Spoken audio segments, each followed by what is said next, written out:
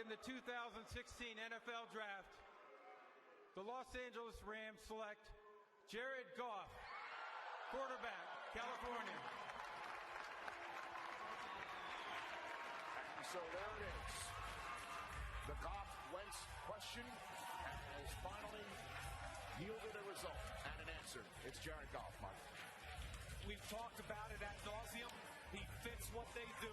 They believe in him because he can play day one. And again, running game, stout defense, minimize what he has to think about. Think back to Matt Ryan and Joe Flacco, their rookie years. Very similar situation, and they stepped in and played at a high level. He looks good in blue and gold, doesn't he? Here's a guy that wasn't even born last time the Rams were playing in Los Angeles. Alright, what's up YouTube, Rams Country, and for any new followers watching me for the first time, welcome. I say that because last year for the 2015 draft, when the Rams drafted Todd Gurley with the 10th overall pick, I got a good amount of views, and with those good amount of views came with a good amount of subscribers. So this time I decided, already expecting maybe I'd get a good amount of views once more. I just welcome anybody again if anybody's new or some new followers. So that's what I'm doing with this one, expecting I'd get a good amount of views like I just said. So again, welcome to any new followers, or welcome to people that always watch my videos. Thank you, and I appreciate that to the full extent. So what's up, guys? I'm Agnes24 here to break down today's football holiday, the draft, and going into depth, the Rams draft. So to get right into it, our Rams had the first overall pick today, gone to the clock at around 5 Pacific time.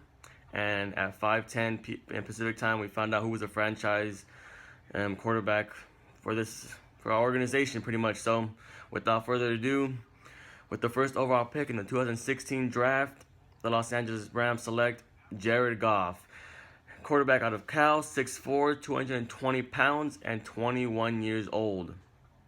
We all expected this pick a couple weeks ago, obviously, when the trade was already made. A lot of rumors saying that we were going to draft Carson Wentz, either Jared Goff. Then getting closer to the draft a couple of days ago, it was pretty much that the Rams already had Jared Goff locked in for the first overall pick, supposedly 99.9%. Then a couple days ago, also that Carson Wentz was a leading candidate for the clubhouse, going #1 overall. So a lot of rumors went around the whole NFL and a lot of social media. So today, again, at 5:10, we found out who's our franchise quarterback, hopefully. So to begin with that, let's break down some positives and negatives, the same thing I did last year. Some positives for Jared Goff.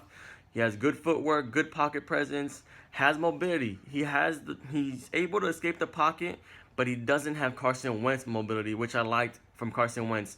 But if you ask me, to be honest, I don't like the running quarterback. I think it puts you into a higher risk to getting injured and ending your career. And my biggest example is RG3. I'm not saying that his career is over or anything, but it kind of knocks you down pretty hard. So I do like that Jared Goff is a pocket passer, but he can move out of the pocket. He can escape the pocket, but it kind of scares me that he does that only because at Cal he did have trouble when he did escape the pocket. I think he had over 20 fumbles, lost 11 of them, and I think got sacked a good amount of times. I don't remember the exact number, but he got sacked quite a lot. So he does have the mobility. Sorry, my computer just turned off. Can make nearly all the throws, and with that, the last positive, I did get this from one of my boys, Jake Ellenbogen. If I said your name right, bro. I do read all your articles, everything that you put out. So, hey, this is my shout out to you, bringing out your article. So if you guys don't know who Jake Ellenbogen is, I'll leave a description down below on his articles. You guys can always view him. Always really interesting articles, especially with the one for today when we drafted Jared Goff. So this is one of the things that really stood out to me. It was his red zone completion percentage. 28 touchdowns, 0 interceptions. And this is where our Rams were kind of bad last year, is our red zone offense, pretty much our whole offense. Now, that's something he could hopefully improve on the Rams offensive side, obviously. And one of the top negatives that really stood out to me in his article as well, Jake's, was he's only been under center one time. Now I knew this from Mike Mayock, but I didn't know that only one time. Pretty much 99.8% of the time he's been in shotgun and the pistol offense. Now where Jake went into depth with this was he doesn't. Now when you're under center, obviously after that fake handoff or whatever, your back is toward the defense. So this is something that Jared Goff has to get used to doing in the NFL, because he's going to be doing this quite often. He's not going to be in the shotgun most of the time, especially in Jeff Fisher's offense. So something you obviously have to improve on. First thing is that with getting to know the whole playbook with Jeff Fisher. And I just heard a little something from Jeff Fisher that the first thing that Jared Goff is going to do on his day, on his visit to the campus, was he's going to get a playbook and he's going to get into that instantly. Now, other thing negative was obviously his small hands. This was the biggest thing supposedly to all these analysts coming out with, that he had small hands. And hopefully that's not a big deal. I really didn't think it was going to be a huge deal. He still can make all the throws. He has good accuracy, so hopefully that's not an issue. And another one was his comparison to Matt Ryan. I don't know if I would take that as a good thing or as a bad thing, but that was his comparison. Another thing is, I don't look into this at all. I mean, he is from San Fran. He's a San Fran Giants. He's a Giants fan. He was a 49ers fan. That's pretty much explaining why he's number 16 now with the Rams, Joe Montana. I'm not gonna take that into. I hate him now. Now a lot of people took all of his old tweets as like an insult, like, oh man, Madison Bumgarner's gonna have a good game or something like that, or I hope Yasiel Puig gets hit in the ribs. I mean, come on, he's a sports fan just like us. I mean, we probably say the same things when we're watching the game, so don't take it as an insult. I mean, he's now a professional in the NFL. I'm pretty sure he's not going to be doing that. Hopefully he supports Los Angeles, of course. So some college stats that he did have: passed over 12,000 yards, 96 touchdowns, 30 interceptions. Good touchdown-interception ratio. Some games that I want to see him pretty much compare into the NFL. His games against Oregon State, Arizona State, and Washington State. Now, every game that he played in last year in college level, overall they're really good. I mean, but the biggest thing that stood out to me were his losses. He still lost games even when he had good games. But, I mean, that's the biggest thing that really stood out to me, is I want to see that transition to the NFL. If you've had a good game, I want to see that transition to a W. I mean, if you have a bad game, I still want to see a W either way. I mean, you have teammates. It's a team sport. But of course, one of my teams is UCLA, and I was watching that game too, and they even mentioned that supposedly he was going to be the first overall pick in this draft. And I'm like, at that point, it was just me out of cockiness. I'm like, well, he's not going to be the first overall pick now. Sure enough, we get the first overall pick and we draft him. But no hate to him. Sorry, my notes right here.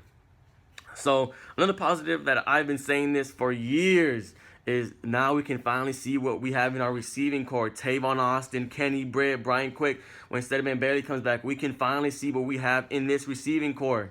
Now it's gonna pretty much be a make or break, like I've been saying. I've been stressing that out. It's either gonna be a really good trade or it's gonna hurt us insanely. So this is Jeff Fisher and Les Snead's guy right here. This is their first quarterback drafted. Sam Bradford was not their guy. Let me just put that out there. That was Steve Spagnuolo's guy that he wanted, but they still gave him a try. So you're now in Los Angeles. You make a splash. You bring in a quarterback that's in California. Everybody knows him. Now it's time to go put this out onto the field in transition. Sorry, I couldn't even say that. I mean, we've had a lot of good picks the last couple of years. Robert Quinn, Janoris, now he's gone. Aaron Donald, Michael Brockers, Tavon Austin, Todd Gurley just last year. Damn it, computer. And now Jared Goff. So we have to put this on the field now. And you know what? Hopefully it's gonna work for years to come. Now, that's all I really have for this breakdown for the draft. I don't want to make this video too long. I'm already at 8:30. So shout out to all the videos for Rams video makers. Shout out to Jake Ellenbogen. I've been wanting to make a shout out for you, my man. I mean, all the great articles that you make, and hopefully anybody viewing this video goes out to check out your articles. Great articles that you put out today. Saying that again. Shout out to SoCal. I didn't say that. Rockstar Rams, my boy, Mr. Redkit 24, May 24/7. Any new video makers out there? So without further ado, let the new era begin. Rams up.